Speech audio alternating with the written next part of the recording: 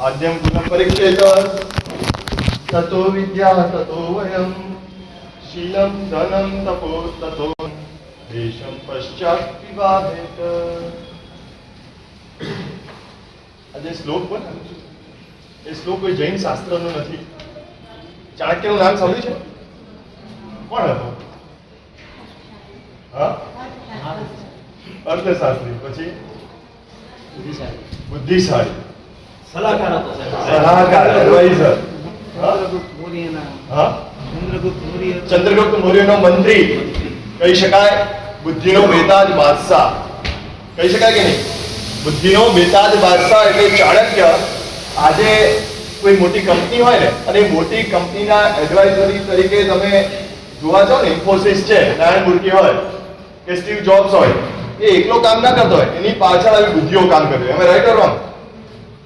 બરોબર છે ને? સ્ટીવ જોબ્સ એકલો કામ કરતો હોય કે એની પાછળ આવા કોઈ ફેક્ટર્સ કામ કરતા હોય કે જે એને સલાહ આપતા, એડવાઇઝરી હોય, અને એ વ્યક્તિનું દિમાગ જબરજસ્ત હોય, અને એના કારણે આખી કંપની કે આખું વર્લ્ડ જે પણ ચાલે છે, આ ઇન્ડિયાની ઇકોનોમી, એની પાછળ બુદ્ધિ હોય અને એ કામ કરતી હોય. એમ એ વખતનું ચંદ્રગુપ્ત મૌર્યનું સામ્રાજ્ય, અને એ સામ્રાજ્યની પાછળ ચાણક્ય, આજ સુધી ચાણક્ય જેવો માણસ, બુદ્ધિનો બાદશાહ પેદા નથી થયો કહી શકાય કે ના? એટલે તો આનું નામ અમર છે. આજે આટલા વર્ષો પછી પણ એનું નામ અમર છે. એની પાછળનું રહસ્ય છે કે બુદ્ધિનો બેતાજ બાદશાહ હતો. એને પણ ગ્રંથોની રચના કરી છે. એનો એક ગ્રંથ છે, એનું નામ છે નીતિશાસ્ત્ર. એમાં અલગ અલગ પોલિસી, બધી નીતિ એટલે શું? પોલિસી, કે ભાઈ આમાં આમ કરાય, આમાં આમ કરાય, ઇકોનોમિક રિલેટેડ છે તો એમાં આવું કરાય. આવા અલગ ડિફરન્ટ ટાઈપ્સ ઓફ પોલિસીસ એને બતાવી છે. નીતિશાસ્ત્ર કે પોલિસી સ્ક્રિપ્ચર્સ આવું કહી શકાય ઇંગ્લિશમાં કેવું હોય તો એમાંનો એક આ શ્લોક, એમાં શ્લોક લખ્યો છે, એ જે મેં વાંચ્યો,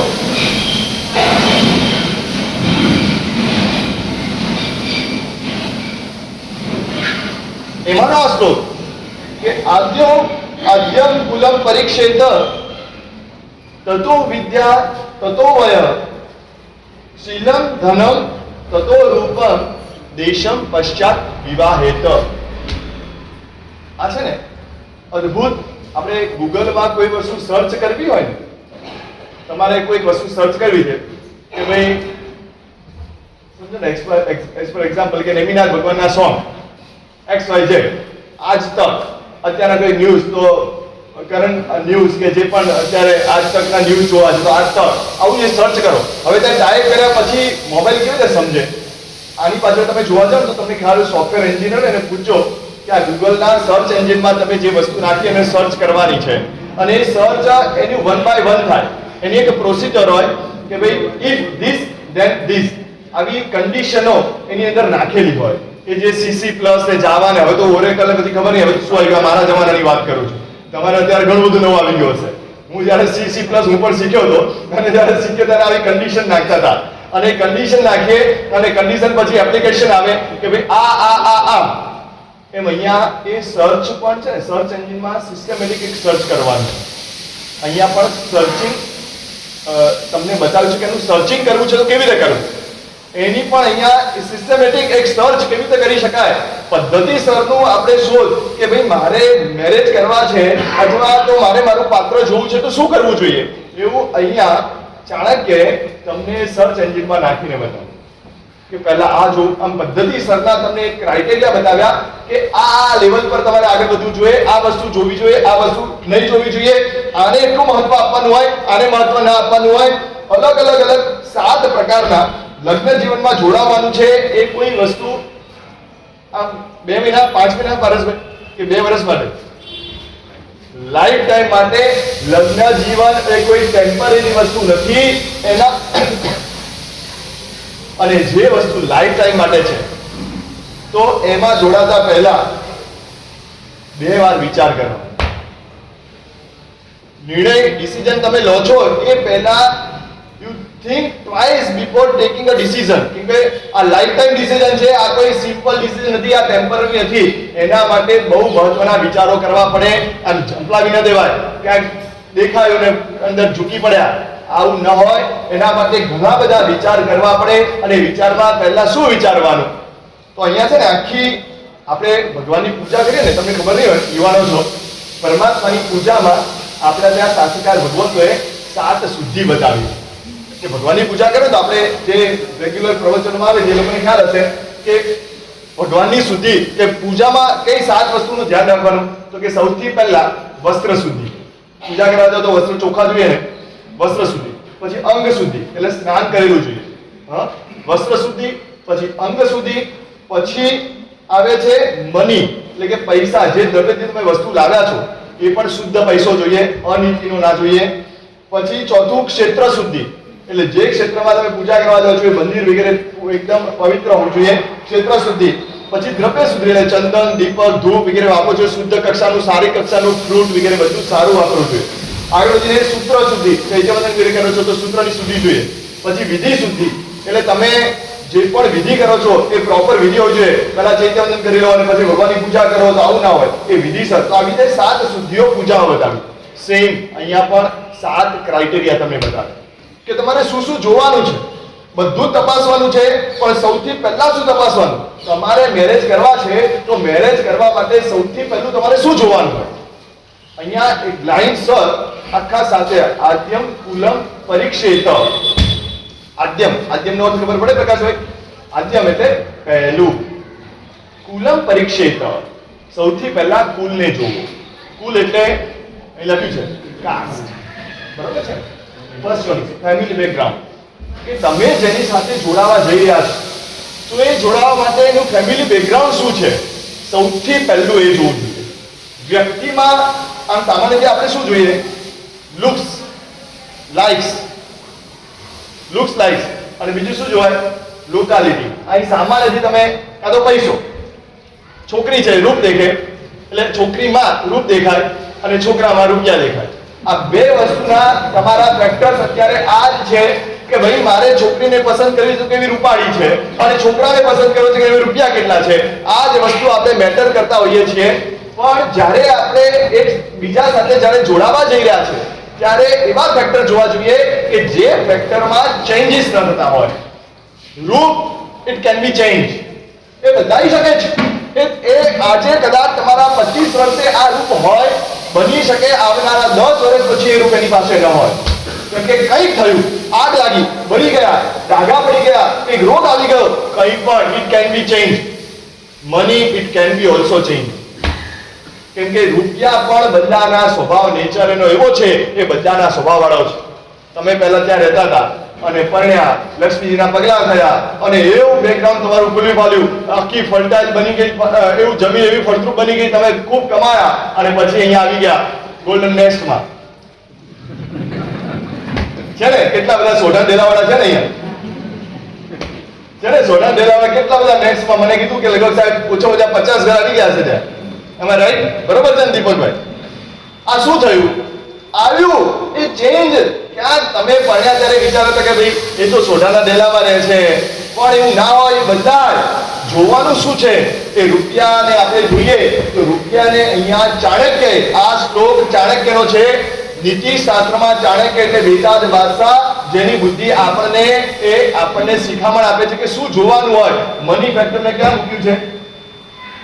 5મા નંબર. ફર્સ્ટ ફેક્ટર છે ફેમિલી બેકગ્રાઉન્ડ, કાસ્ટ. એની કાસ્ટ કઈ છે જોવું જોઈએ. મુખ્ય પહેલા 2 ફેક્ટર છે. જો લોકાલિટી, આનો અહીં નવાગામમાં રહે, નાગેડીમાં રહે, ના જવાય. પોરબંદરમાં રહે, ના ન કરાય. એ ન જોવાય, એ લોકાલિટી ન જોવાય. સોઢાના ડેલામાં ત્યાં ગામમાં ચાંદી બજારમાં રહે, ના ત્યાં તો ના કરાય. આપણે શું ફેક્ટર છે? લોકાલિટી ક્યાં રહે છે. મુંબઈ રહે છે તો જવાનું, ભલે પછી એક આટલી નાનકડી રૂમમાં રહેતો હોય ત્યાં જવાનું, પણ મુંબઈ રહે છે. આપણે જે જોઈએ છીએ શાસ્ત્રકાર ભગવંતો, તમને કહું આ એ છેલ્લું 7મું મૂક્યું લોકાલિટી, ક્ષેત્ર કયા એરિયામાં રહે છે એ છેલ્લે મૂક્યું. લુક્સ 6થા નંબરે મૂક્યું. ફિનાન્શિયલ 5મા નંબરે મૂક્યું. સૌથી પહેલી 2 વસ્તુ મૂકી, family background and academic background. Academic background નો અર્થ એવો નથી કે કઈ ડિગ્રી પ્રાપ્ત કરી, પણ ઇટ મીન્સ સ્કિલ. આદ્યમ કુલમ પરીક્ષેત તતો વિદ્યા તતો વય. પહેલા family background, caste and culture. એ કયો કાસ્ટનો છે? કેમ કે કાસ્ટ સાથે કલ્ચર છે ને જોડાયેલું છે. એટલે સૌથી પહેલા ફેમિલી બેકગ્રાઉન્ડ જોવાનું કહ્યું છે, કેમ કે એ ક્યારેય પણ બદલાવાનું નથી. એની કાસ્ટ છે, આજે જે કાસ્ટ છે, after 20 years, after 25 years caste એની એજ કે બદલાઈ જાય. એ કાસ્ટ જેની છે એની એજ રહેવાની છે, ક્યારેય બદલાવાની નથી. It is not changeable. Academic factor, એનું બેકગ્રાઉન્ડ એ પણ એવું છે, જે આજે છે એ ભવિષ્ય કદાચ થોડું ઘણું વધે કોઈ ભણે તો, પણ મોટે ભાગે તમે દેખજો 95% જે ડિગ્રી, જે એની પાસે સ્કિલ છે એ એની એજ રહે. બરોબર? તમારી વાત કઈ અલગ છે કેવુરભાઈ? જે સ્કિલ તમારી પાસે છે, 20 વર્ષ, 22 વર્ષ, 25 વર્ષની ઉંમરે તમારી પાસે જે સ્કિલ છે, આગળના 50 વર્ષે તમારી જ્યારે 50 વર્ષની ઉંમરથી એ જ સ્કિલ લાગવા કંઈક વધે તો અનુભવના સહારે, બાકી એ સ્કિલ રહેવાની છે એની એજ. આ બે વસ્તુ એવી છે, ઇટ ઇઝ નોટ ચેન્જેબલ. દેખવું શું જોઈએ? આ બે વસ્તુનો આપણે લુક, લોકાલિટીઝ, ફિનાન્શિયલ બેકગ્રાઉન્ડ એમાં એવા અંજાઈ જઈએ કે જે મહત્વની વસ્તુઓ છે એ આપણે ભૂલી જતા હોઈએ છીએ. તમને કહું, આ 7 વસ્તુ શાસ્ત્રકાર ભગવંતોએ મૂકી, જ્ઞાનીઓએ મૂકી, આ 7 વસ્તુ લખી છે, પણ આજે હું તમને સમજાવવા બેઠો છું. જે દિશામાં મેં ક્યારેય પગ મૂક્યો નથી, અને છતાંય અહીંયા જ્ઞાની ભગવંતોને એમને પોતાને કેટલી સ્પષ્ટ હશે દિશા. આ હું નથી લખી રહ્યો, આમ તો તમને ખાલી એક નિમિત્ત બનું છું કહેવા માટે કે વડીલોએ એમને, એ જ્ઞાનીઓએ પોતે જ્યારે લખ્યું છે એ પોતે દિશામાં નથી ગયા, અને છતાં એ દિશા સ્પષ્ટ છે. તમને આખો રોડ મેપ આપી દીધો છે કે ક્યાં જવું, ક્યાં વળવું, કેવી રીતે જવું, ક્યાં ટર્ન લેવો, ક્યાં હોર્ન વગાડવા, ક્યાં સ્ટોપ થવું, અને ક્યાં તમારે શું શું જોવાનું, કઈ બાજુ નજર રાખવાની. આ બધી વસ્તુનો આખો રોડ મેપ એમને એટલો ક્લિયર કરી આપ્યો છે કે એ દિશામાં એમને જવાનું નથી, પણ એટલા માટે રોડ મેપ બનાવ્યો કે જેને જવાનું છે એને માટે કામ લાગે, અને એના માટે આ 7 વસ્તુ આપી. લોકાલિટી એ ચેન્જેબલ છે. એવી રીતે ફિનાન્શિયલ બેકગ્રાઉન્ડ એ પણ ચેન્જેબલ છે. વાત આપણી ત્યાં છે, સૌથી પહેલા જોવાનું છે કાસ્ટ એન્ડ કલ્ચર, કેમ કે એને આધારે બધું નક્કી થતું હોય છે. એ સેમ રેટ એ ક્યારે બદલાય નહીં. અત્યારે આપણે એને શું લેવા દેવા કાસ્ટ સાથે, જે આવે લઈ લો. કાસ્ટ છે કે ઇન્ટરકાસ્ટ કઈ મતલબ નથી, કઈ મારે કઈ લેવા દેવા નથી. રાજાને ગમે રાણીને, રાણીને ગમે તે, આવું જ હોય છે. અત્યારે શું ચાલી રહ્યું છે કે બસ રાજાને રાણી ગમી એટલે લઈ લો, પછી એ મહારાણી હોય કે નોકરાણી આપણે જોવાનું નહીં, જે આવી બસ મારે ગમ્યું લઈ લો. તમને કહું, તમારા માટે તમે જે વિચારો છો ને એમ તમારા મમ્મી પપ્પા પણ તમારા માટે વિચારે છે કે નથી વિચાર? એમને પણ તમારા સ્ટેટસનો ખ્યાલ છે કે મારી દીકરી શું ભણેલી છે, એનું શું રૂપ છે, એને આના શું વિચારો છે, એને શું ગમે છે, એને લાઈક શું છે, નથી ગમતું એ વસ્તુ શું છે, ડિસલાઇક્સ શું છે. આવી વસ્તુઓથી પપ્પા મમ્મી માહિતગાર હોય છે.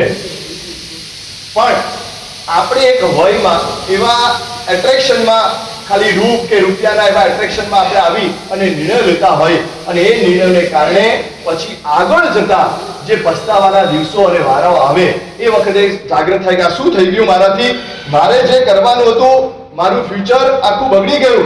પણ જ્યારે મમ્મી પપ્પા આપણને સમજાવતા હોય ત્યારે મોહના નશામાં આપણને સમજણ ન પડે કે મારે શું કરવાનું છે. આપણું ફ્યુચર કલ્ચર અને નેચરને આધારે છે, આપણને જે ગમતું હોય એને આધારે નથી. આ બહુ મહત્વનું વાક્ય બોલ્યો, ખ્યાલ આવ્યો? આપણું ફ્યુચર કલ્ચર અને નેચરને આધારે છે, નહીં કે આપણને ગમતું હોય એને આધારે. વ્યક્તિ ગમી જાય એના આધારે તમારું ફ્યુચર નક્કી નથી થતું. તમારું કલ્ચર કયું છે, તમારો નેચર કેવો છે, એના આધારે તમારું ફ્યુચર નક્કી થતું હોય છે. કેમ કે કલ્ચર એ કાસ્ટની સાથે બંધાયેલું છે. કાસ્ટ ખરાબ ન હોય એવું બને. હું આ જઉં છું પણ ખરાબ કાસ્ટ છે, હું ખરાબ કાસ્ટની વાત નથી કરતો. કોઈ કાસ્ટ ખરાબ હોતી નથી. કાસ્ટ ખરાબ ન હોય એવું બને, પણ એ કાસ્ટ સાથે જોડાયેલું તમારું સુટેબલ થાય છે તમને એ કાસ્ટ, એ કેવી રીતે બને, એની સાથેનું તમારું કોર્ડિનેશન કેવી રીતે થશે. આગળ જતા જે પ્રોબ્લેમ ઊભા થાય, કારણ કે તમે જે દેશમાં જન્મ્યા છો એ દેશ છે ભારત દેશ, અને ભારત દેશ એ સંસ્કૃતિ પ્રધાન દેશ છે. અલગ અલગ પ્રકારના ઘણા બધા ધર્મો, ઘણી બધી કાસ્ટ એમાં અવતરે છે, એટલે કે છે, હયાત છે.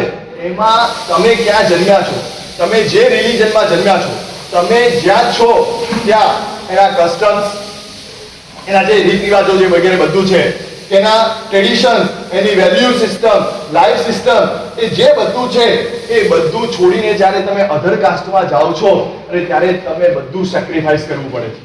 અને જ્યારે એ દિવસો આવે ને, જ્યારે સેક્રિફાઈસ કરવાના, ત્યારે ખબર પડે કે શું કરવું પડે છે. અમારી પાસે છે ને, અમે લોકો સમાજમાં, સોસાયટીમાં ફરીએ છીએ. મારા દીક્ષા જીવનમાં કેટલાય ગામોમાં ફરવાનું થયું. લાસ્ટ યરની જ વાત કરું, મહુવા હતા, અને ત્યાં એક બેન વૈષ્ણવ, આપણે વૈષ્ણવ એટલે બહુ ઉત્તમ કાસ્ટ છે, આપણે એની સાથે લેવા દેવા નથી, બહુ સારી કાસ્ટ છે. પણ જ્યાં તમે છો, હવે જૈન છે ને વૈષ્ણવ, આપણે પર્યુષણના જેવા દિવસો, આમ તો એ બેન દેખાતા નતા, પણ પર્યુષણના દિવસોમાં દેખાયા. અને સહજ ના દેખાય નહીં, મારી ગોચી જવાનું થતું હતું. અને મારા એક ભાઈને પૂછ્યું તો કે આ ઘર, મેં તો આ ઘરમાં, સાહેબ આ ઘર આપણા જૈનનું નથી, વૈષ્ણવનું છે. તો કીધું મને કંઈ વાંધો નથી, જો એમના ત્યાં મને કે એમ તો જવાશે, બહુ જૈન છે. તો ભાઈ કેમ નહીં જવાનું? અને ગયો. અને એની સાથે પરિચય વાત કરી ત્યારે ખબર પડી, બેને વાત કરી કે સાહેબ ખબર નહીં, હવે પસ્તાવો થાય છે. તમે સમજી ગયા, બહુ મારે ડિટેલ બધું નથી બોલતું. હવે સાહેબ પસ્તાવો થાય છે, હવે ખબર પડે છે મારે એકાશો કરવો હતો પણ હું એકાશો નથી કરી શકતો. પર્યુષણ જેવા આવા આપણા પર્વના દિવસો હોય અને સાહેબ હું વ્યાખ્યાનમાં તો નથી આવતી, મારું પ્રતિક્રમણ પણ થતું નથી. જ્યારે હું ઘરે હતી ત્યારે 17 પ્રતિક્રમણ કરતી હતી. આજે એક પ્રતિક્રમણ સંવત્સરીનું કરવું હોય ને, મારે ઝઘડા કરીને આપવું પડે છે. હું કાસ્ટ સારી છે, કાસ્ટ સાથે લેવા દેવા નથી. તમારા કસ્ટમ અને તમારા ટ્રેડિશન, તમારે એને સેક્રિફાઈસ કરવું પડે છે. જ્યારે તમે ઇન્ટરકાસ્ટ સાથે જાઓ છો, તમને ખબર નથી અત્યારે ખાલી મોહમાં તમારું ફ્યુચર એટલું બગડી જાય. જ્યારે આપણે આપણા કાસ્ટને ચૂકીએ છીએ, જ્યાં છે ત્યાં વળગી રહો. મેં પહેલા પણ તો મારો એ જ વાત છે, જ્યાં ત્યાં stick on where you are stay. જ્યાં તમે છો ત્યાં બસ ચોંટ્યા રહો, ક્યાંય આગા પાછા ન થાવ. તમને ઘણા નુકસાન થઈ શકે છે. બતાવું છું કે એવી રીતે ઘણા બધા છે કે મેં લખેલા છે. મહુવામાં બીજા એક બેન હતા, એ આપણે ત્યાં આવે, ઠક્કર છે, એ આપણે ત્યાં આવે છે. એના શિવજી ભગવાનને માને, નો ડાઉટ ભગવાન છે, આપણે એની સાથે કોઈની સાથે કઈ એવા સંબંધ નથી કે આ કેમ અહીંયા, આ કેમ અહીંયા. પણ જ્યારે એ ઇન્ટરકાસ્ટમાં આવે છે ત્યારે એનું શું, પોતાના ધર્મનું શું, અહીંયા આવી છે એના ધર્મનું શું. આગળ વધીને વાત કરું, આજથી થોડા વર્ષો પહેલા, 8-10 વર્ષ પહેલા અમે તપોવન હતા, અને તપોવનમાં નાના બાળકોની શિબિર હતી. જે એનઆરઆઈઝ હોય એવા બાળકો આવ્યા હોય ફોરેનથી, અને એ બાળકો શિબિરમાં આવેલા 10-10 દિવસમાં. એક દીકરો એમાં ચાઇનીઝ જેવો દેખાતો, એટલે મેં કહ્યું જૈન ક્યાં થયું હોય? એટલે દીકરો કેટલો 8-9 કે 10 વર્ષનો હશે. એટલે દીકરાને પૂછ્યું, મેં કીધું where are you come from? એમ તું ક્યાંથી આવ્યો છે? તો કે હું અમેરિકાથી આવ્યો છું. બરોબર. પછી તારા મમ્મી, તું કેમ આવો દેખાય છે? મેં પૂછી તું જૈન છે? યસ આઈ એમ જૈન, હું જૈન છું. તું કેમ આવો દેખાય? પૂછી લીધું મેં બ્લન્ટલી, એમ સીધું પૂછ્યું. એમાં એવું છે ને કે મારા પપ્પા જૈન છે ને મમ્મી ચાઇનીઝ છે. હવે એ દીકરાનું શું થાય, અને કયો ધર્મ પાળવો ને કેવી રીતે કરવું, શું ખબર પડે? આગળની પેઢીઓનું શું કઈ વિચાર આવે છે? આપણે જ્યારે અધર કાસ્ટમાં, કાસ્ટ ખરાબ નથી, ફરીથી કહું છું, કાસ્ટ ખરાબ નથી, પણ એના જે કસ્ટમ્સ અને આપણા કસ્ટમ્સ, અને જ્યારે એનું સેક્રિફાઈસ કરવાનું આવે ને ત્યારે બહુ તકલીફો પડે છે. અને પછી જે વાંધા વચકા, ને પછી એવું થાય કે આ ખોટી ભૂલ કરી નાખી, અને પછી તમારા હાથમાં કંઈ ના હોય. કેમ કે જ્યારે ડિસિઝન લેવાય ત્યારે મેં કીધું ને એમ કે think twice before take a decision. એક વારનું ડિસિઝન તમને એવા રસ્તા પર ફેંકી દેશે કે ક્યાંય તમને ગોતે નહીં મળે. મારા જીવનમાં બનેલો એક પ્રસંગ છે.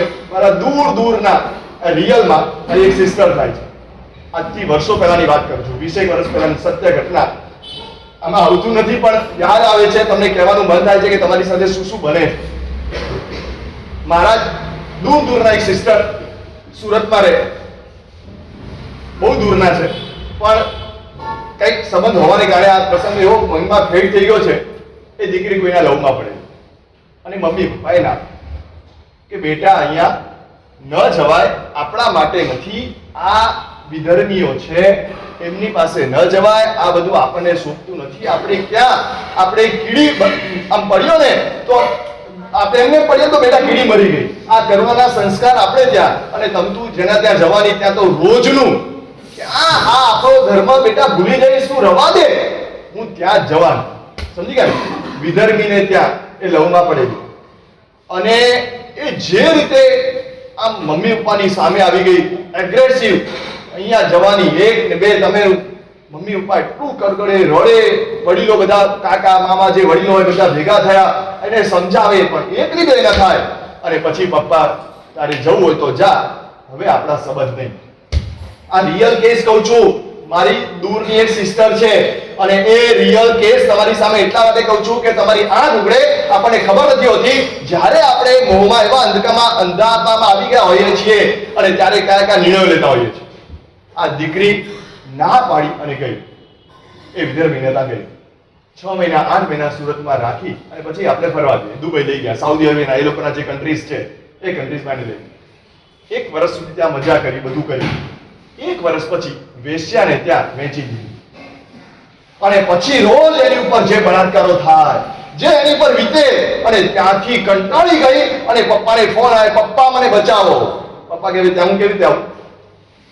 કેવી રીતે તને બચાવું? તને કીધું તું ના જઈશ, તું માની નહીં. હવે તારા નસીબમાં જે હશે એ વખતે તું શું બોલતી હતી? દેખાય, જવાબ દેખાશે, પડશે, દેવાશે, બોલી નાખીએ. જ્યારે બીતે ને ત્યારે ખબર પડે. અત્યારે મમ્મી પપ્પાની સામે આપણે બોલી નાખીએ, પડશે એવા દેવાશે, અને પછી જ્યારે પડે ત્યારે લોહીના આંસુઓ પડે ને, કોઈ બચાવવાવાળું ન હોય. આપણને ખબર નથી આપણા એક નિર્ણય, એક ખોટો નિર્ણય આપણે કઈ દિશામાં વાળી નાખે. ભૂલે ચૂકે આ છે ને, હું આવું છું આગળ લઉં છું એક પછી એક. આપણે એ દીકરો, આ ચાઇનીઝ, એનો દીકરો કોને ફોલો કરે? એ ચાઇનીઝને ફોલો કરે કે જૈનને ફોલો કરે? એ ચાઇનીઝની વાત નથી, આવા ઇન્ટરકાસ્ટમાં જ્યાં પણ છે એ બિચારા માટે બહુ મોટું કન્ફ્યુઝનમાં મુકાય છે કે મારે શું કરવું, મારે કયો ધર્મ પાળવો. આપણે અહીંયા પણ થાય, સ્થાનકવાસીને દેરાવાસી, હવે સ્થાનકવાસીનો પાળવો કે દેરાવાસીનો પાળવો, આવા કન્ફ્યુઝમાં મુકાઈ જાય. બિચારા એટલા બધા કન્ફ્યુઝન થઈ જાય. આપણા કુળના પરંપરાગત જે સંસ્કારો છે એને જાળવી રાખવાના, ટકાવી રાખવાના, અને એ પદ્ધતિએ ચાલવું જોઈએ. માટે કુળ પરીક્ષાને પ્રથમ કક્ષાએ મૂકી છે, એકબીજામાં નહીં જઈ અને પોતાનું ટકાવી રાખવું. Marriage is not coming together, marriage is not coming together two individuals. બે ઇન્ડિવિજ્યુઅલ્સ ભેગા થવું એ મેરેજ નથી. Marriage is coming together of two families. બે પરિવારનું જોડાણ થાય ને એ લગ્ન છે. તમે ખાલી વ્યક્તિને જોઈ અને પરણવાનો વિચાર કરો. વ્યક્તિને જોઈને પરણવાના વિચારથી એ લગ્ન તમારા તૂટવાની પૂરી સંભાવના છે, કેમ કે તમે ફેમિલી બેકગ્રાઉન્ડ દેખ્યું નથી. કેમ કે લગ્ન એ પરિવાર સાથેનું જોડાણ છે, વ્યક્તિ સાથેનું જોડાણ નથી. પરિવાર સાથેનું જોડાણ એ નહીં તો પછી જાત જાતના ઇસ્યુ ઊભા થતા હોય છે. એટલા બધા ઇસ્યુ આવે જીવનમાં. હકીકતમાં તો મારે એ પૂછવું છે બેઠેલાઓને કે what is the motive of marriage? આમ લગ્ન કરવાનું કારણ શું? શા માટે લગ્ન કરવાના? આપશો જવાબ?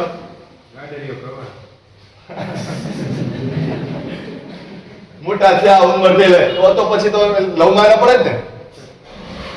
ગાડરીયો પ્રવાહ તો લવ એ કરવો એટલે ગાડરીયો પ્રવાહ પણ નથી. ગાડરીયો પ્રવાહ શું?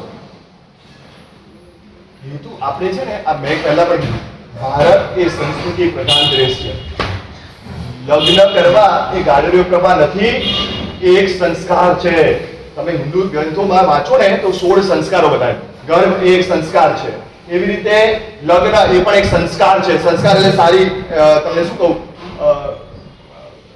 ગુડ કસ્ટમ્સ કે જે પણ કહી શકાય, સારી વસ્તુ છે, એક પરંપરા છે આપણે ત્યાં બતાવેલી કે આ એક સંસ્કાર છે કે જે 16 સંસ્કારમાંનો એક સંસ્કાર લગ્ન છે. લગ્નને પણ સંસ્કાર કહ્યો છે, અને માટે લગ્ન ગ્રંથિથી જોડાવા. આવા શબ્દો બોલીએ છીએ ને, ગ્રંથિ શબ્દનો અર્થ શું થાય ખબર છે અંકિતભાઈ? ગ્રંથિ શબ્દનો અર્થ શું થાય ભાવિનભાઈ? હા, ગઠબંધન એટલે કે ગાંઠ, બરોબર? લગ્ન ગ્રંથિથી જોડાવું, આવા શબ્દ આપણે વાપરીએ. એનો મતલબ જોડાઈએ છીએ ગાંઠથી. It means you are making a commitment, you are going to someone. એક કમિટમેન્ટ આપીએ છીએ કે જેની સાથે આપણે જોડાઈએ છીએ. તમે કોઈના માટે કંઈક કરવા માટે કમિટ થયા છો. 16 સંસ્કારોમાં આ લગ્ન સંસ્કાર, આ ફિલ્મમાં આપણે આગળ વધતા પહેલા એક બહુ નિયમ રાખવાનો કે જે મહત્વના મુદ્દાઓ છે એની વિચારણા કરવી જોઈએ. એટલે સૌથી પહેલા શું વિચારવાનું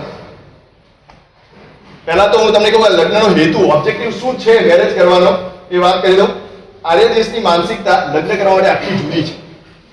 પરદેશમાં, ફોરેન કન્ટ્રીઝમાં, વેસ્ટર્ન કલ્ચરમાં ત્યાં લગ્ન પ્રથા તો ખબર નહીં લગ્ન જેવું છે કે નહીં, એની વાતો પણ આગળ તમને કરું. પણ વાત એ છે આપણી ત્યાં ભારતીય સંસ્કૃતિ એમાં લગ્ન એ એનું આખું ટેમ્પરામેન્ટ, એનું વિઝન આખું અલગ છે. આપણે ત્યાં લગ્ન એ ભોગ માટે છે જ નહીં, ત્યાગ માટે છે. ખ્યાલ આવે છે? લગ્ન શું છે? ભોગ માટે છે કે ત્યાગ માટે છે? આપણે શું સમજીએ છીએ? લગ્ન એ ભોગ માટે છે જ નહીં, ત્યાગ માટે છે. ઘણી વસ્તુ શીખવા માટે લગ્ન જીવન છે. આઈ એક્સપ્લેન. તમને જણાવું કે અંદર હિડન સ્પિરિચ્યુઅલ વસ્તુ શું છે એ તમને જણાવું. અને જો તમે આ ફોર્મ્યુલા નહીં જાણો ને તો રાઈટ પાથ ઉપર તમે નહીં આવી શકો. કેમ કે રાઈટ પાથ પર ચાલવા માટે પણ આ ફોર્મ્યુલા જાણવી જરૂરી છે, નહીં તો તમારે ઘણા નુકસાન થઈ શકે. એટલે સૌથી પહેલા તો મોટિવ જાણો કે કયા કારણસર આપણે લગ્ન કરીએ છીએ. લગ્ન કરવાનું કારણ છે ત્યાગ, અને એના માટે આપણે ખોટા માર્ગે ન જઈએ.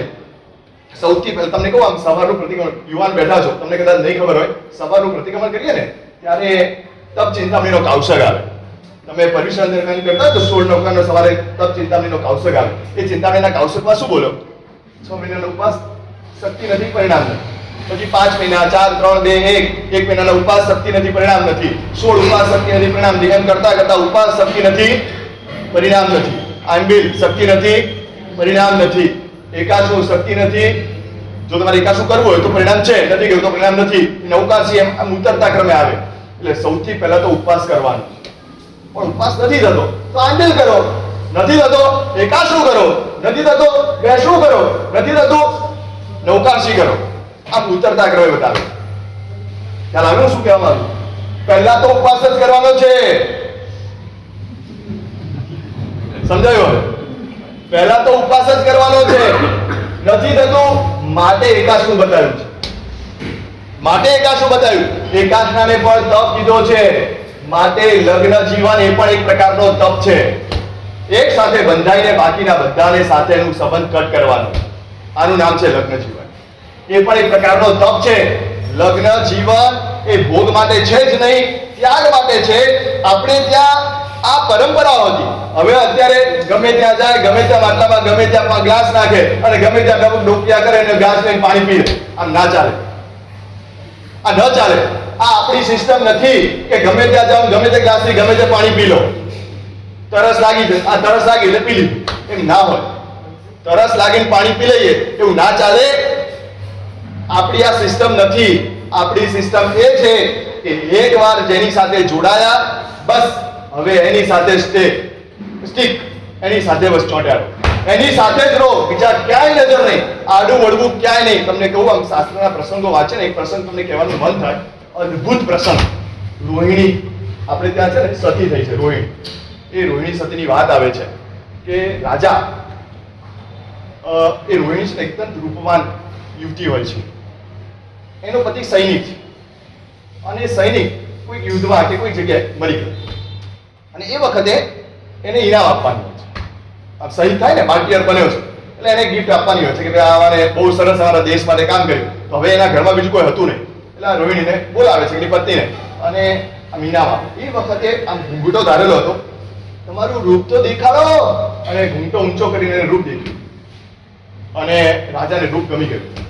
અને બન્યું એક સમયે મંત્રી હાજર હતો. બાકી તો મંત્રી હોય ને તો એ સલાહ આપે કે રાજાને આપણાથી આવું ના કરાય. પણ એ સલાહ આપનાર મંત્રી એ વખતે કઈ કોઈ કારણસર હાજર નતો. એટલે અને આને રૂપ ગમી ગયું. એટલે રાજાને થયું કે આની ખબર, સ્ત્રીને છે ને પુરુષની આંખથી ખબર પડી જાય કે એની આંખ ખરાબ છે કે સારી. આ રાજાની આંખ ખરાબ હતી, ખબર પડી ગઈ ઓલી સ્ત્રીને. એટલે રાજાએ સામેથી એક વાત કરી, મારે ત્યારે ત્યાં જમવા આવવું છે. મંત્રી હાજર નતા. હવે ઓલીને ના કેવી રીતે પડાય? રાજા જેવો રાજા, મોદીજી આપણને કઈ તારે ત્યાં આવું છે જમવા, કેવી રીતે ના પડાય? એટલે હા પાડી કે સારું ચલો પધારજો રાજન, પણ બધા સાથે કાફલો લઈને આવશો ને? કે ના, હું એકલો આવીશ.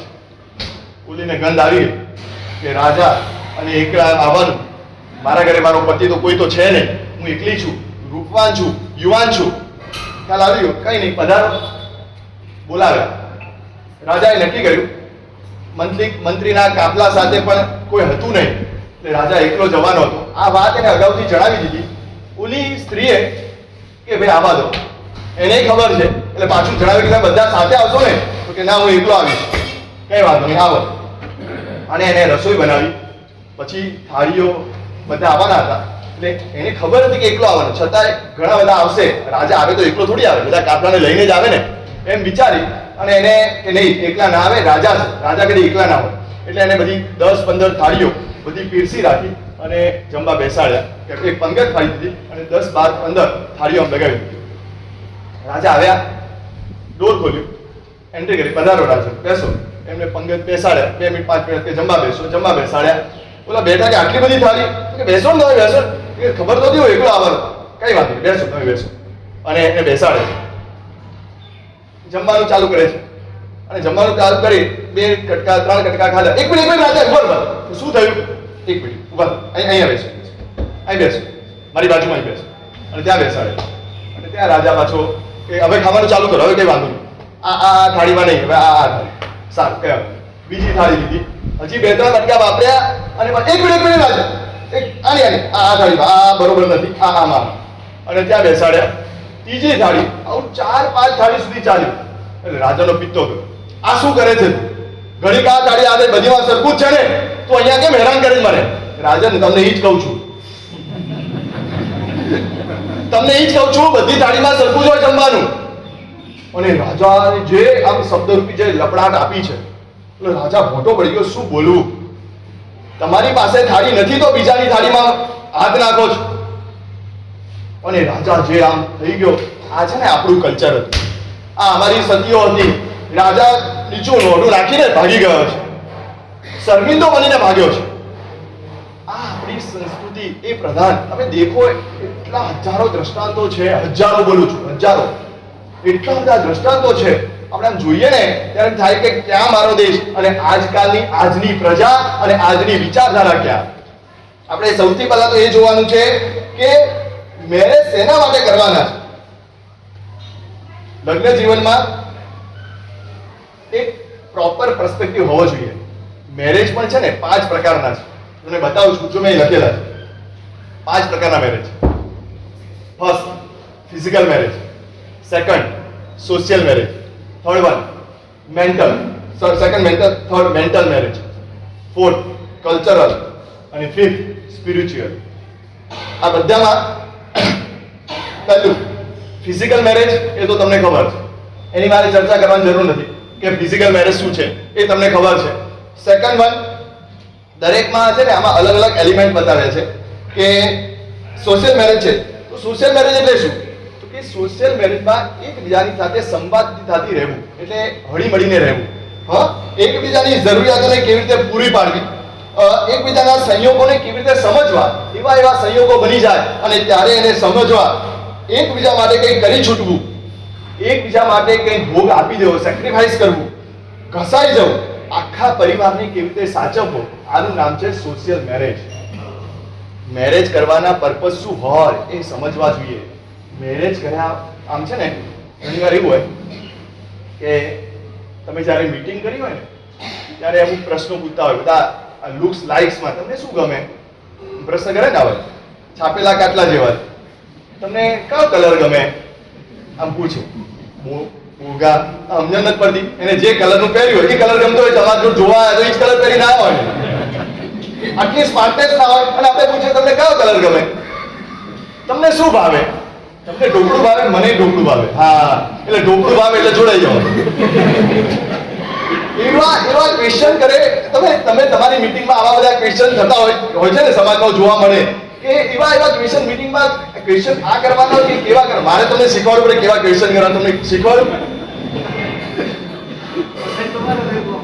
હા,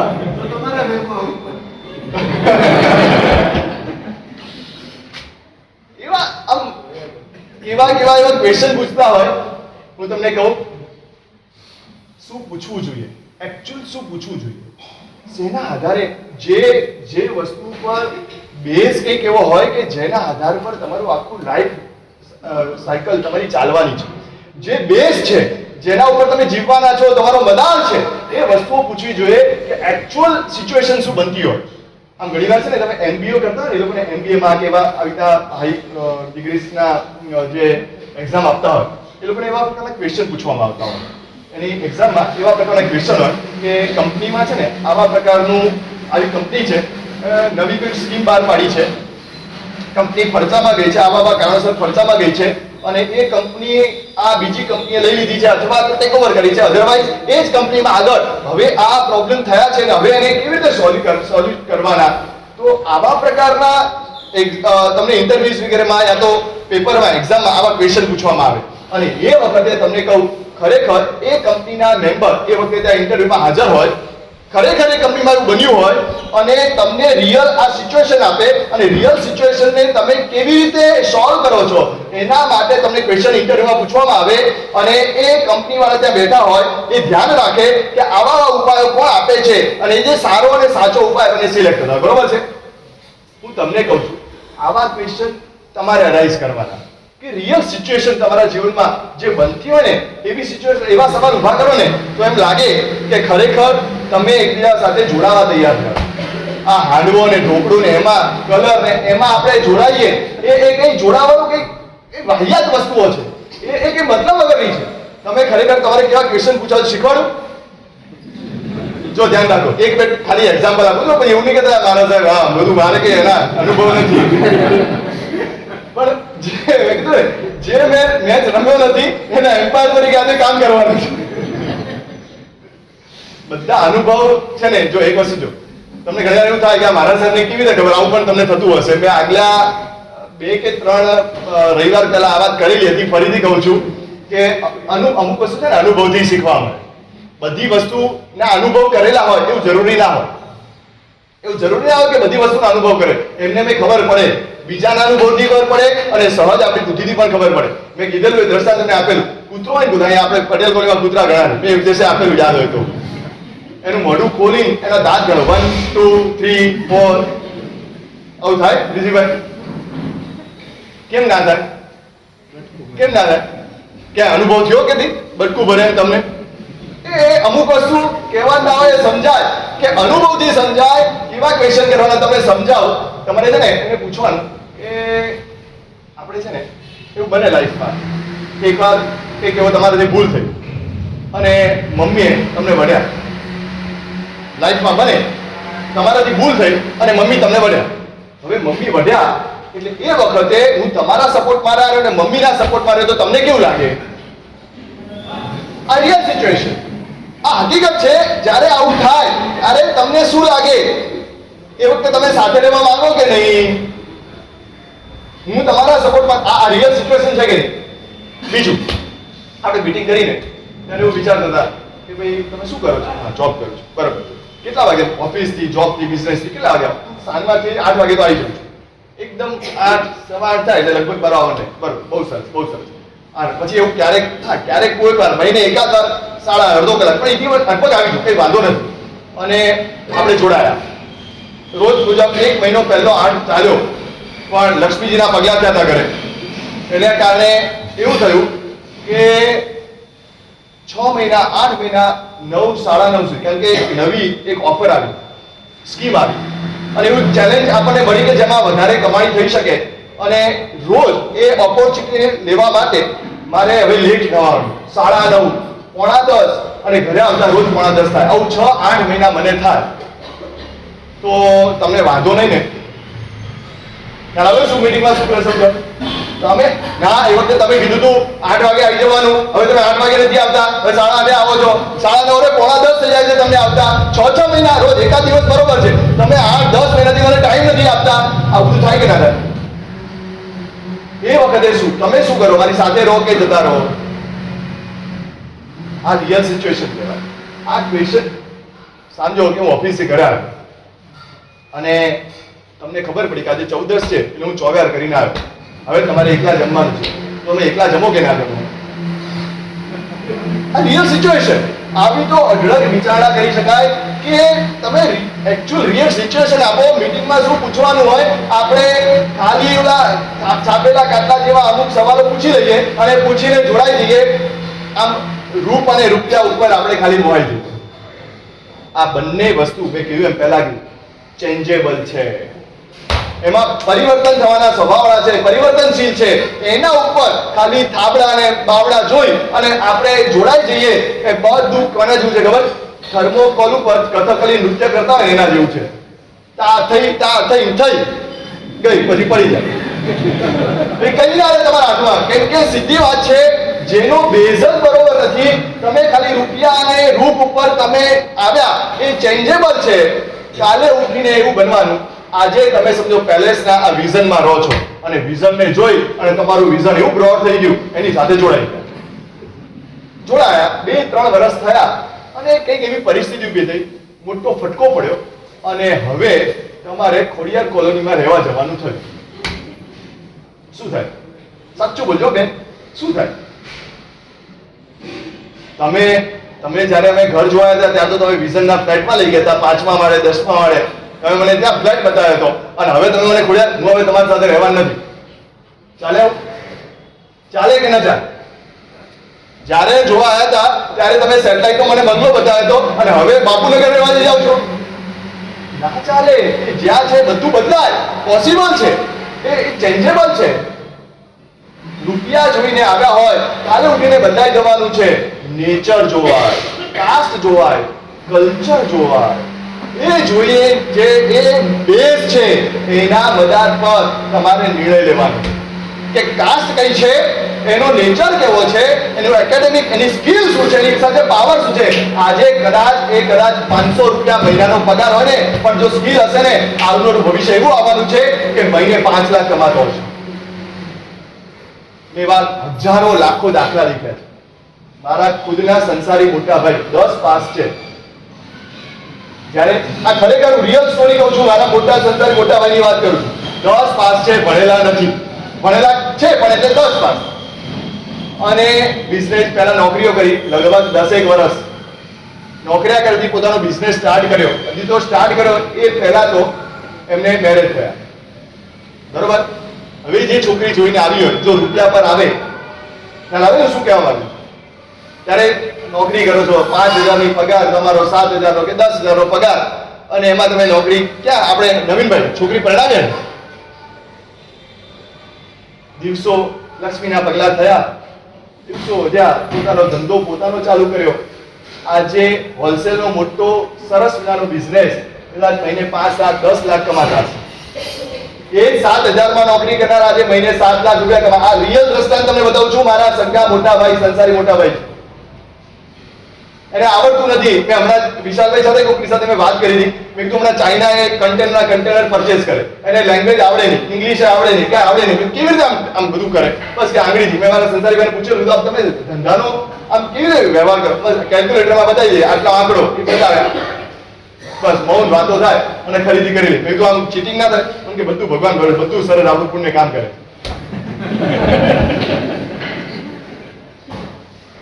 ભણે તો જ કમાઓ, આ એક ખોટી મેન્ટાલિટી.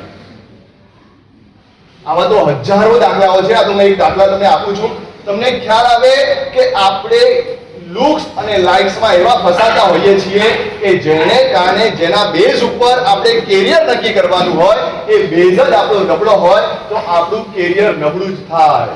સમજણ પડે છે શું કહેવાય? જે બેઝ નબળો છે, પ્રોબ્લેમ એવા ઉભા થાય. 8-10 વર્ષ પહેલાની લગભગ 2020નો રેશિયો છે. એક્ઝેક્ટ આંકડો મને, એટલે એક્ઝેક્ટ યર કઈ છે મને નથી ખબર, પણ જે આંકડો છે વર્લ્ડ વાઇડ જે આવા બેઝ પર ઉભા થાય ને, એની કારણે શું થાય તમને કહું. વર્લ્ડ વાઇડ એ લોકોએ એમને કોઈ કે આ તારણ કાઢેલું છે કે વર્લ્ડ વાઇડ ડિવોર્સ રેશિયો એ યરમાં લાસ્ટ યર કરતા, એટલે સમજો કે 2020નો આ આંકડો છે, તો 2019 કરતા 2020માં ડિવોર્સ રેશિયો કેટલો વધ્યો?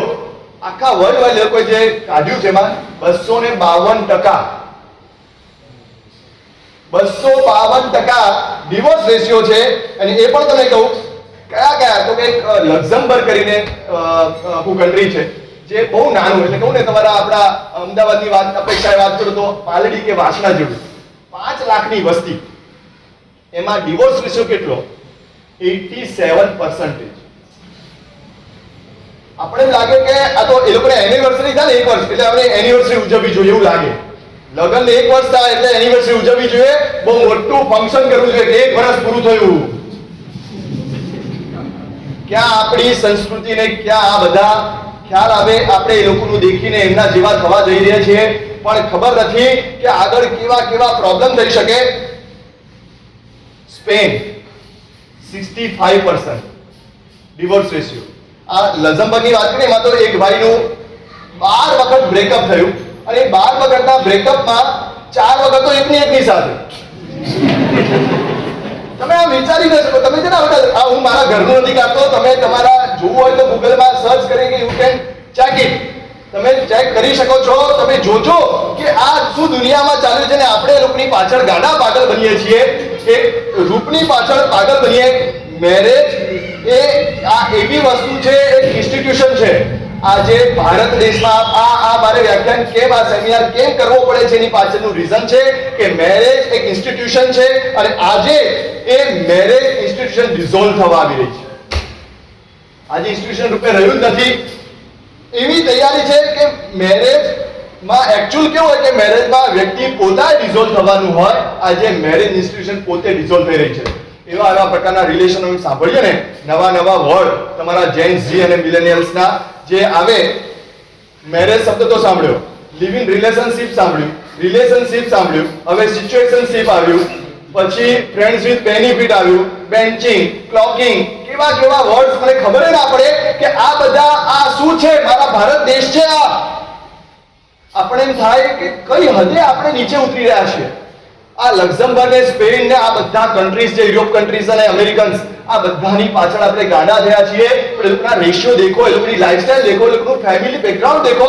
ફેમિલી જેવું કઈ હોય જ નહીં. કૂતરાઓમાં હોય ફેમિલી બેકગ્રાઉન્ડ?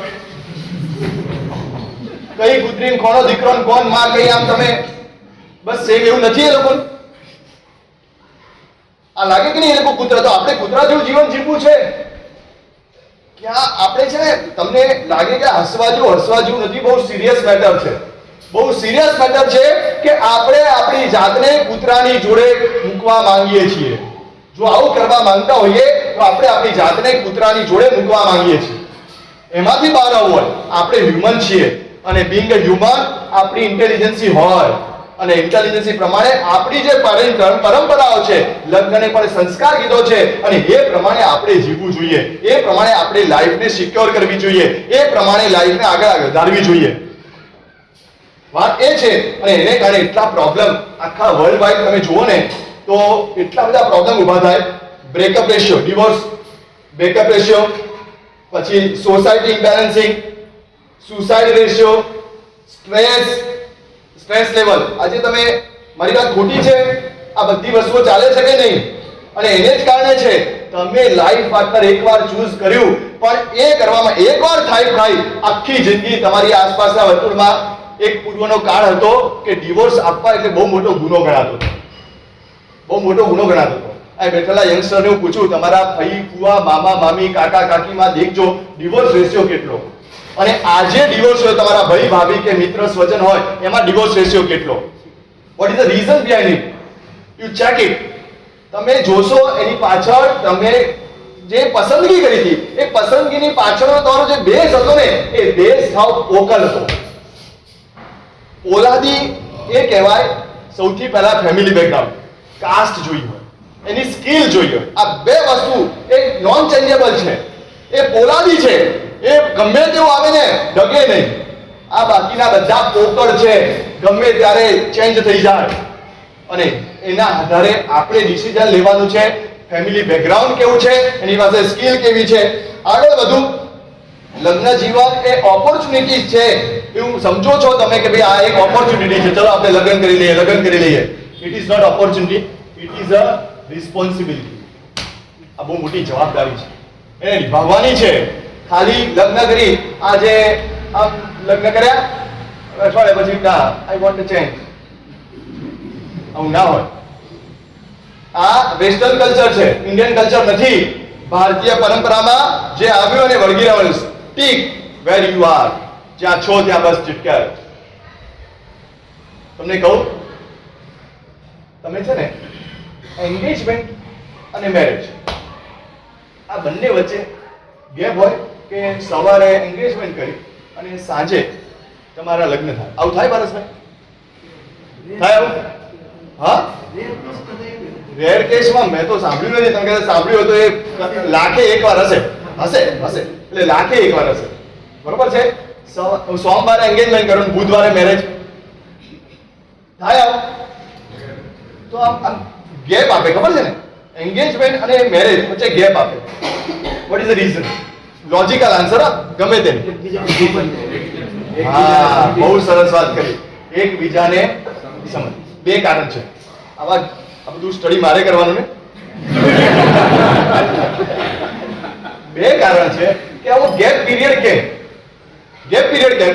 તમને કહું ને, તમે કહ્યું એકબીજાને ઓળખવા માટે, અને બીજો એ પણ છે કે લગ્ન માટેનો અવસર, આપણને તૈયારીનો ટાઈમ મળે. પણ તૈયારીનો ટાઈમ એ ગૌણ વસ્તુ છે, એકબીજાને ઓળખવા. પણ ઓળખવામાં હું તમને એમ કહું કે ઓળખવા એટલે શું?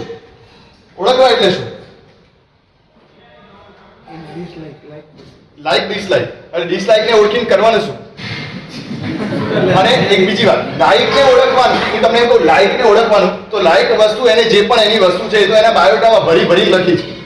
બધું સારું, આટલી હાઈટ ને આટલા વાઇટ ને આટલી ડિગ્રી ને આટલી યુનિવર્સિટી, બધું ભરી લખ્યું હોય. લાઇક્સ એમને લખ્યા જ હોય, એ ઓળખવાના છે જ નહીં. આ ગેપ પીરિયડ છે, એમના વીકનેસ એને જોવાના છે. એનું જે વીકનેસ છે કે આવું કરે તો ઇરિટેટ થઈ જાય છે, આવું કરે તો નથી ગમતું. આમાં એક ગુસ્સે. તમે વીકનેસ ક્યારે મને કહો, બાયોડેટામાં ક્યારે આવું લખ્યું હોય કે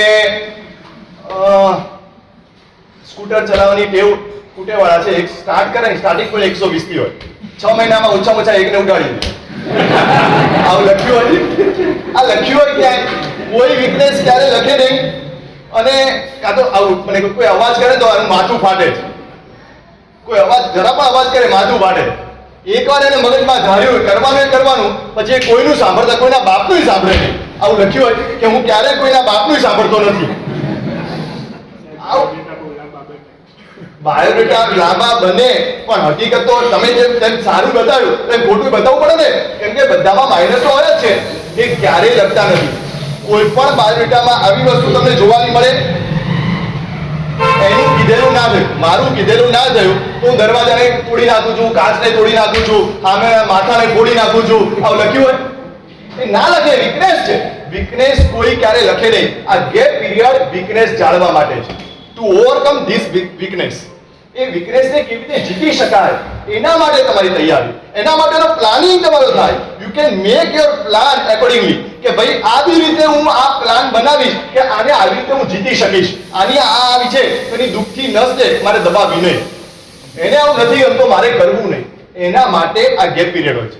ઘણી વાર પછી ઘણા બધા જવાબ શું આવે ખબર? સાહેબ, આ ગેપ પીરિયડ છે ને, એમાં ખબર પડે કે હવે આવું થાય છે ને, હવે નથી કરવું, ના પાડજો.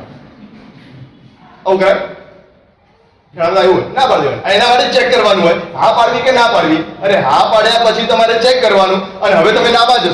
આના માટે તમને છે ને જવાબ આપું કે ઇન્ડિયન ક્રિકેટ બીસીસીઆઈ છે ને, એ પોતાનો એક પ્રોગ્રામ નક્કી કર્યો કે ભાઈ આપણે ઓસ્ટ્રેલિયાની ટૂર છે, એના પછી બાંગ્લાદેશ જવાનું છે, એના પછી આપણે ઇંગ્લેન્ડની ટૂર છે, એના પછી એક સાઉથ આફ્રિકાની ટૂર છે. આમ કરીને 2 વર્ષનો આખો પ્રોગ્રામ બહાર પાડ્યો.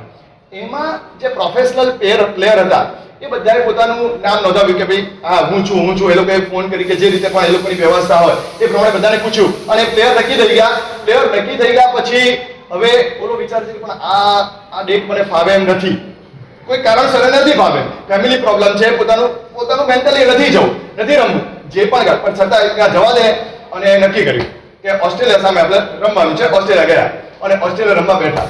ત્યાં જે શું કહેવાય પ્રેક્ટિસ મેચ કરવા બધું કર્યું, અને ત્યાં જોયું કે આ બધા હાઈટેડ બોલર અને જે બોલિંગ કરે જોઈને ગભરાઈ ગયા કે હવે આ બોલિંગ સામે ટકવું આપણા ભૂક્કા બોલાઈ જશે.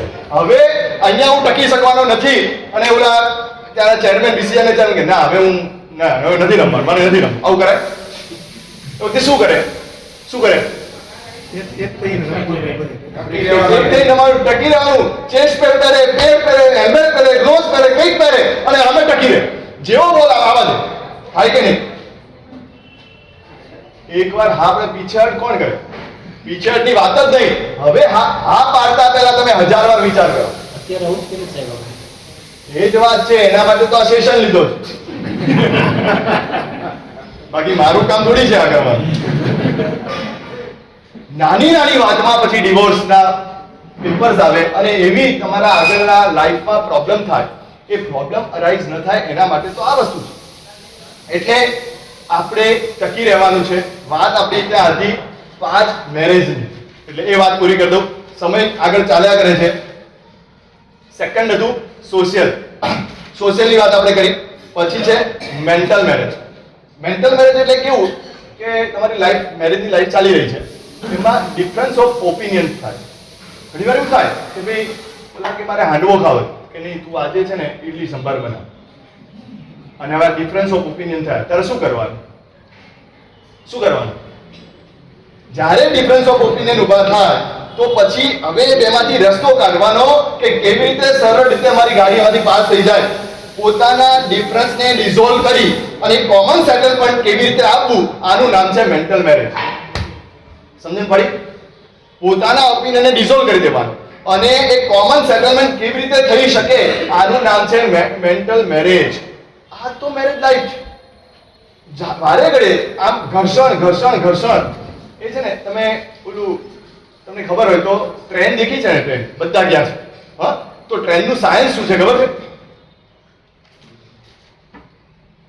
પૂછું છું, ટ્રેનનું સાયન્સ. ટ્રેન જે પાટા પર ચાલે એ પાટા પરનું સાયન્સ શું? ટ્રેન ચાલે ને એટલે પાટા પર ઘર્ષણ થાય, અવાજ આવે, ઘર્ષણ થાય, અવાજ આવે. અને જેમ જેમ સ્પીડ વધે એમ એમ એમ અવાજ વધે, ઘર્ષણ વધ્યા કરે, સખત ઘર્ષણ થાય. પણ ટ્રેન પાટા પરથી ઉથલી પડે તો કે ના. કેમ ના ઉથલી પડે? એનું પાછળનું કારણ શું? પાટા જેની સાથે ફિટ કરાવે ને સ્લીપર કહેવાય. એ પથ્થરના પણ હોય, સિમેન્ટના પણ હોય, લાકડાના પણ હોય, બરોબર છે? એ સ્લીપર હોય. એકલા સ્લીપર એ ના હોય, એની સાથે બીજું પણ હોય. શું મૂક્યું હોય પ્રકાશભાઈ? પથ્થર. પથ્થરો મૂક્યા હોય આજુબાજુમાં. એ કેમ મૂકવામાં આવે? એ સિમેન્ટ હોય, એની બાજુ ચિક્કાર પથ્થરો પથરાયેલા હોય. પથ્થર જ્યાં ન હોય, હવે પથ્થર જ્યાં નથી ત્યાં અવાજ વધી જાય. તમને જોજો ટ્રેન પર કે પુલ ઉપર જ્યારે આવે, નદી પર કે પુલ પર જ્યારે ટ્રેન પસાર થાય ને ત્યારે લાઇનમેન હોય ને એ પણ એમ કહી દે કે નદી આવી લાગે છે. અવાજ એવો વધી જાય બીકોઝ કેમ કે ત્યાં પથ્થર નથી હોતા. પથ્થર એ અવાજને દબાવે, એ ઘર્ષણને ઓછું કરે. એનું કામ છે. જ્યારે એ વખતે પથ્થર ના હોય, ધ્રુજારી વધી જાય.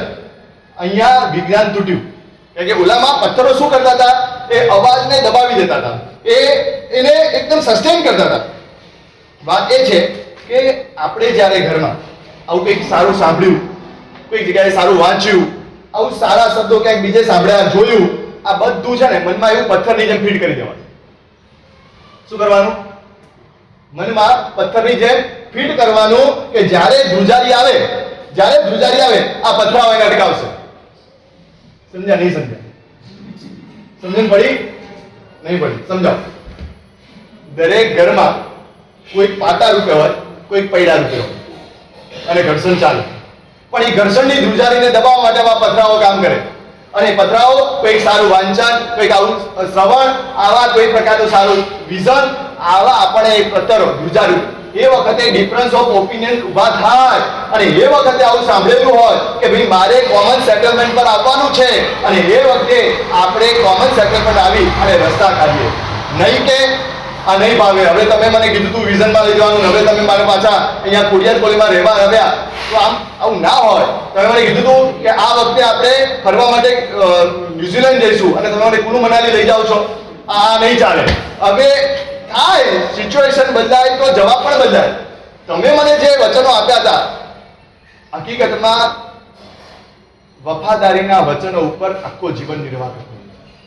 બેસ્ટ લાઈફ ત્યાં છે વફાદારીના વચનો. પણ એ વચનોને જળતાપૂર્વક પકડી રાખે, કેમ કે સિચ્યુએશન બદલાય, વચનો પણ બદલાતા હોય. આગળ આવું છું. હવે મારે જે વાત કરવી છે, એટલે આ ગોઠવેલા પાટિયા, એ પથ્થર તાબીદારને ભરેલા, બધું શોષી લે, સ્ટેબલ રાખે, ધ્રુજારીને પોતામાં રહે લે. એમ આપણે પણ આવા વચનોને યાદ રાખી આવી ધ્રુજારી, જે પણ કોઈ પાટા હોય, કોઈ પૈડા હોય, જે પણ ઘર્ષણ થાય એ વખતે આપણે બેલેન્સિંગ કરી લઈએ. એવા પ્રકારનો આપણો નેચર આ સાંભળીને આપણે ક્રિએટ કરવાનો છે. ચોથું છે કલ્ચરલ મેરેજ. એ વાત મેં તમને કરી દીધી છે કે ભાઈ કલ્ચરલ મેરેજ એટલે આપણે જ્યારે નાના હતા ને, અને અત્યારે પણ સ્કૂલમાં તમને કોઈ પણ બુક્સ હોય ને એ બુક્સમાં પ્લેજ આવતી હતી. ભારત મારો દેશ છે અને ભારતીયો બધા મારા ભાઈ. બરોબર? બોલવાની, કેવું જીવવાનું. મેં આગળ જે બધા સંબંધો કીધા ને, આ બધા એના પાટા પર ઉભા થયેલા આ બધા સંબંધો હકીકતમાં સુખ, આ લગ્ન જીવન છે માત્ર સુખ લેવા માટે નહીં, સુખ આપવા માટે પણ. એટલે બી રિસ્પેક્ટફુલ એન્ડ બી રિસ્પોન્સિબલ. જવાબદારી ભર્યું આપણું જીવન જોઈએ. જે આવ્યું છે પાત્ર એને આપણી રિસ્પોન્સિબિલિટી એને નિભાવીએ, રિસ્પોન્સિબલ બનીએ. એના માટે તમને કહું, રિવોર્ડ્સ છે ને, તમે દેખજો ક્રિકેટમાં જેટલા પણ ક્રિકેટના રસિયાઓ બેઠા હશે, મેન ઓફ ધી મેચ જે ક્રિકેટરને મળે એ મોટે ભાગે બેટ્સમેન હોય કે બોલર? મોટે ભાગે છેલ્લી ઇન્ડિયાની મેચ કઈ રમાણી મને હું જોતો નથી, મને ખબર નથી.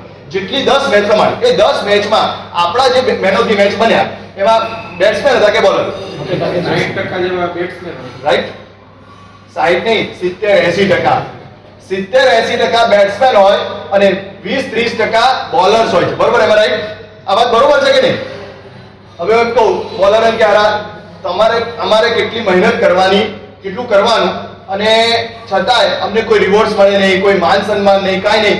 તમે જોજો કે બધી વખતે લગભગ મેન ઓફ ધી મેચ, અરે હું તો કહું ICC player of the year, એમાં પણ તમને છે ને બેટ્સમેન મળશે વધારે. મોટે ભાગે તમે દેખજો બેટ્સમેન મળશે. બોલરનો રોલ, અને છતાં પણ બોલર પોતાના રોલમાં ટકી રહે છે અને પોતાનો રોલ નિભાવે છે. ખ્યાલ આવે હું શું કહેવા માંગુ? બોલરે પોતાનો રોલ, કેમ કે એ શું દેખે છે ખબર? મારી ટીમ સ્પિરિટ, મારું કન્ટ્રી, મારા કન્ટ્રી માટે મારે સેક્રિફાઈસ કરવાનું છે અને એનું સેક્રિફાઈસ ઓછું નથી, પણ એને માન સન્માન ન મળે અને છતાં પણ પોતાના પર ટકી રહે છે. મારે તમને કહેવું છે, અવશ્ય તમે મિલિટરીમેન દેખ્યા ને, સૈનિક હોય અને પોલીસ હોય, આ બેમાં શું ફરક ખબર છે? પોલીસ છે ને રોજના એ સરહદ પર હોય, સીમાની બહાર હોય અને આ સીમાની અંદર હોય, બોર્ડરની અંદર હોય.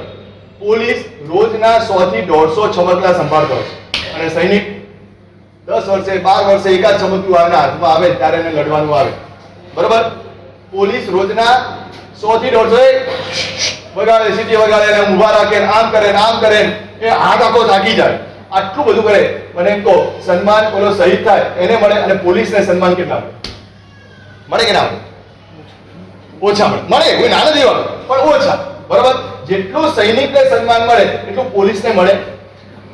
અને આમ કામગીરી જોવા જાવ તો પોલીસની કામગીરી કેવી?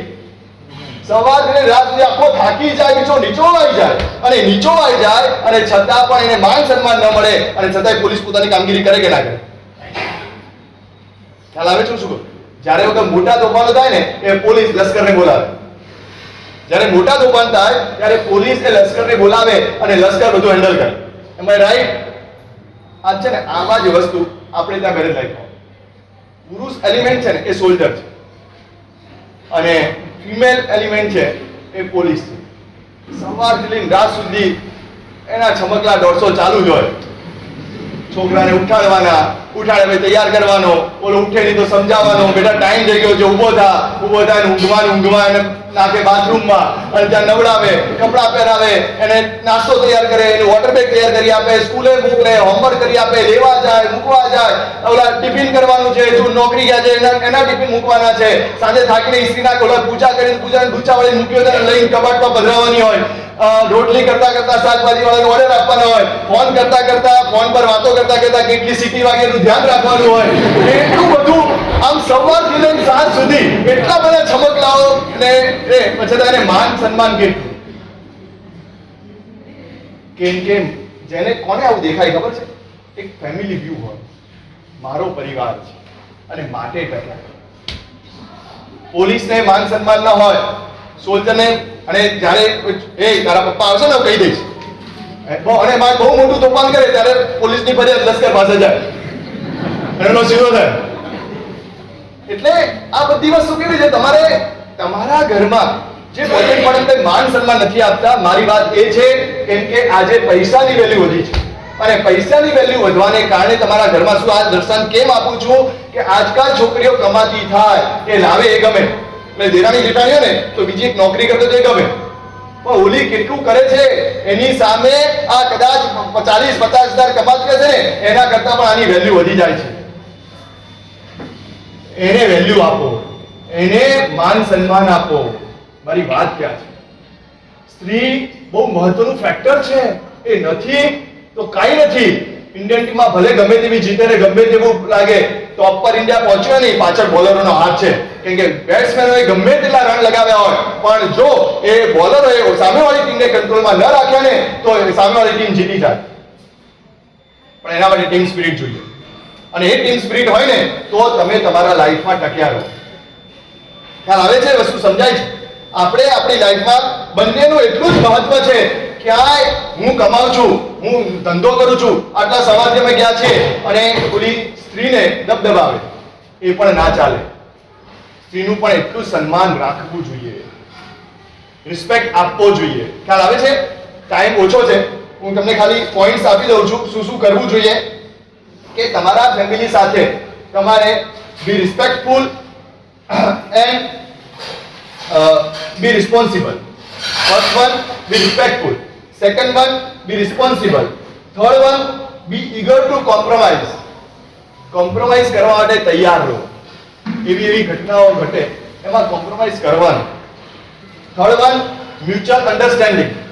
એકબીજાની મ્યુચ્યુઅલ અન્ડરસ્ટેન્ડિંગ હોય કે જ્યાં પણ એવું કંઈક થાય ત્યાં એકબીજાએ ક્યાંક કોઈકે નમવાનું આવે, ક્યાંક પુરુષે નમવાનું આવે, ક્યાંક સ્ત્રીએ નમવાનું આવે, નમી જાવ. પૂર્વનો એક કાળ હતો. અને છેલ્લો એક પોઈન્ટ 5મો લખે દઉં પછી વાત કરું. બી રેડી ટુ સેક્રિફાઈસ. આપણે આ 5 મુદ્દા છે. લાઈફ તમારી જે મેરેજ લાઈફ છે એને સ્વસ્થ બનાવવા માટે, મસ્ત બનાવવા માટેના 5 મુદ્દા ફરીથી બોલી જાઉં છું. Be respectful, be responsible, mutual understanding, be eager to compromise અને બી રેડી ફોર સેક્રિફાઈસ. આ 5 મુદ્દાનો ધ્યાન રાખશો, તમારી લાઈફ સરસ બનશે, જીવન ઉપવનમાં ટ્રાન્સફર થઈ જશે. વાત એ કરું છું, તમે છે ને દેખ્યું હોય, તમને ખબર હોય, પૂર્વનો એક કાળ હતો. આપણે ત્યાં પગથિયા જે છે ને, દાદરા ચડીઓ ઉતરી છે ને, એ દાદરા અત્યારે શેના જોવા મળે? પથ્થર. બરોબર છે? પૂર્વનો એક કાળ હતો કે જ્યારે લાકડાના, અત્યારે છે ને ઢીચણના પ્રોબ્લેમ વાળા કેટલા છે. અને પૂર્વનો કાળ હતો આ 30-70 વર્ષ પહેલા. નવીનભાઈ, તમે જ્યારે નાના હતા 12-15 વર્ષના, ત્યારે દાદાઓ ખુરશી બેસતા હતા કે નીચે બેસતા હતા? તો આજે કેમ બધા ઉપર બેસે? કારણ શું? પણ આને ઢીચણ એમ કેવું કારણ શું ખબર? કારણ એ છે આ પથ્થરના પગથિયા બની ગયા. પૂર્વનો કાળ હતો. હા, આ અમારું આ સંશોધન, અમારું સંશોધન છે, સાયન્સનું નથી. આ અમારું સંશોધન છે કે લાકડાના પગથિયા હતા માટે ઢીચણની પ્રોબ્લેમ નતા, ઢીચણના પ્રોબ્લેમ નતા, અને આ પથ્થરના આવ્યા માટે ઢીચણ. એ પૂર્વનો કાળ હતો. કારણ કે શું હતું તમને કહું. પૂર્વના કાળમાં છે ને એ લાકડાના પગથિયામાં શું થાય, ચડે ને એક પગ આમ દબાણ આવે ત્યારે લાકડાનું હોય એટલે સહેજ નમે, સહેજ સ્લાઇડ, ખબર ના આવે, એની ઇફેક્ટ તમને ના આવે, એ પગ ઉપર એની અસર આવે. અને પથ્થરના પગથિયા આવે ને એની પર એ દબાય, એ દબાય, પેલો પગ મૂકે તો આ દબાય એટલે એની અસર અહીંયા ના ઘસાય અને અહીંયા ઘસાય. એટલે પૂર્વના જે લોકો હતા ને એ આમ નમી જતા, એટલે ઘર્ષણ ઓછું થતું. અહીંયા નમતા નથી એટલે ઘર્ષણ વધારે. સમજણ પડી? આપણે મ્યુચ્યુઅલ અન્ડરસ્ટેન્ડિંગ એકબીજાનું હોય, ક્યાંક નમી જઈએ, કંઈક સેક્રિફાઈસ કરી લઈએ કે ભાઈ તમે મને કીધું હતું કે ભાઈ 8 વાગે આવી જ જવાનું, અહીંયા ફરવા લઈ જ જવાનું, ન કર્યું તો કાંઈ નહીં, લેટ ગો કરીએ. આ લેટ ગો સિસ્ટમ આવશે ને તો તમે ટકી રહેશો, તમારું જીવન સ્વસ્થ અને મસ્ત બનશે. પણ હકીકતમાં આવતું નથી. ચૂઝિંગ પાર્ટનરમાં આપણે ધ્યાન રાખવાનું છે કે અચ્છા ને 5-10 મિનિટ લઉં, વાંધો નથી ને, ઘણું છે, બહુ સરસ નહીં. એકવાર આ જે મનુષ્યનું સર્જન થયું ને ત્યારે ઈશ્વરે જ્યારે સર્જન થયું ને ત્યારે પહેલા છે ને મનુષ્ય બનાવ્યું, અને આખો મનુષ્ય બનાવી અને પછી બધી લાગણીનું આરોપણ એની અંદર કર્યું. પણ હજી લાગણીનું આરોપણ કરવાનું બાકી હતું. ઈર્ષા, સત્ય, કરુણા, નમ્રતા, સરળતા, અભિમાન, ગાંડપણ, પ્રેમ, આ બધી જે લાગણીઓ છે એ બધી લાગણીને ઇન્સ્ટોલ કરવાની બાકી હતું સોફ્ટવેરમાં. મનુષ્યના સોફ્ટવેરમાં આ બધી લાગણીઓ હોય. એટલે લાગણીઓ રૂમમાં હતી કે આપણે ક્યાંક બહાર ફરવા કે આપણે ચાલો રમીએ, બધા રમવા બેસી અને શું રમશું? આપણે થપ્પો આપણે થપ્પો કહેવાય, શું કહેવાય તમારી ભાષામાં? પકડ દાવડું, શું કહેવાય? છુપા છુપા. હા છુપાછુપી રમીએ અને બધા છુપાછુપી રમ્યા. પેલો ગાંગ પણ પાગલ પણ હતો ને કે હું આજે દાવ લઉં. બધા કે અમે આજ લાગનો છે એને દાવ આપવા દઉં. અને ગાંગ પણ દાવ આપ્યો અને ગાંગ પણ એ કરી ઉપર 1 2 3 1 2 3 4 ચાલુ થયું અને બધા દોડ્યા અને બધા છુપા લાગ્યા. સત્યએ શું કર્યું? એક ખાડો ખોલ્યો, પથ્થર ઊંચો કર્યો, નીચે ઘૂસી ગયો. એક જણ ગાડીની નીચે જતો રહ્યો, નમ્રતા નીચે જતી રહી અને કરુણા ઝાડ ઉપર ચડી ગઈ. આમ ઈર્ષ્યા કંઈક બીજે સંતાઈ ગઈ અને પ્રેમ ભરે છે. હું જ્યાં જોઉં ત્યાં બધા જ છે, મારે છુપાવું ક્યાં? એ છુપાઈ ના શક્યો. એટલે પ્રેમ છુપાય એ છુપાયો નહીં અને ઓલો ગાંડ પર 1 2 3 સ્ટોપ અને ત્યાં હવે પ્રેમ તો ગભરાઈ ગયો, કરવું શું? ગમે ત્યાં મળ્યું ત્યાં છુપાઈ ગયો. બધાને આઉટ. એ સત્ય જો દેખાય તું પથ્થર નીચે છે, આઉટ આઉટ આઉટ એને આઉટ કર્યો. પછી ઓલી નમ્રતાને કહેતો તું ગાડી નીચે છે, નમ્રતા એને આઉટ કરી. પછી ઓલા ઉપર ઝાડ ઉપર ચડી ગયું એને આઉટ કર્યો. આમ બધાને ઈર્ષાને આઉટ કરી અને પછી ઈર્ષા ચાલી ચુગલી ચાલુ કરી. જો ઓલો પ્રેમ દેખાય તું એને આઉટ કર. ઈર્ષાએ ચાલુ કરી. ઓલાએ આમ આવે આવું તો ઓલો આમ સંભાળે. એક ગુલાબનો છોડ હતો, એ ગુલાબના છોડની પાછળ ઓલો પ્રેમ સંતાઈ ગયેલો. એટલે આ ગાંડ પણ પાગલ પણ લાગી કીધું જો આ દેખાય પેલો આમ થઈ જાય, ઓલો આવે તો આમ થઈ જાય, પછી ઓલો આવે જોરથી એટલે આ કૂદ્યો. એમાં ઓલા ગુલાબના કાંટા પ્રેમની આંખમાં વાગી ગયા અને આંખમાંથી લોહી નીકળવા લાગ્યું. બ્લાઇન્ડ થઈ ગયું. લવ ઇઝ બ્લાઇન્ડ ત્યારથી પડ્યું.